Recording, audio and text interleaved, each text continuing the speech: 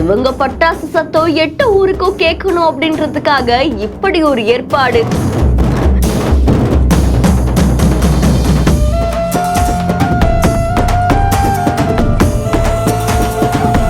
ஊரையே அலற விட்ட 1 லட்சம் Bala.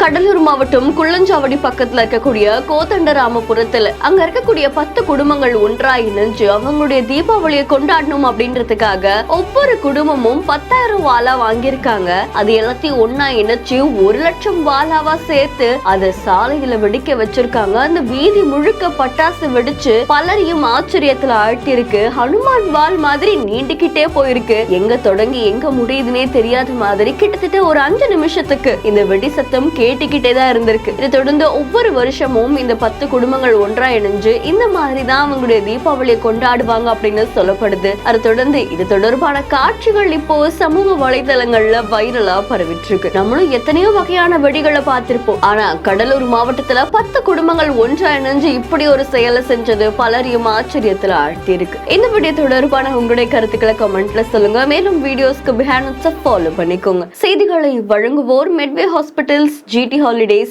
Alaya Cotton Dhotis and Shirts.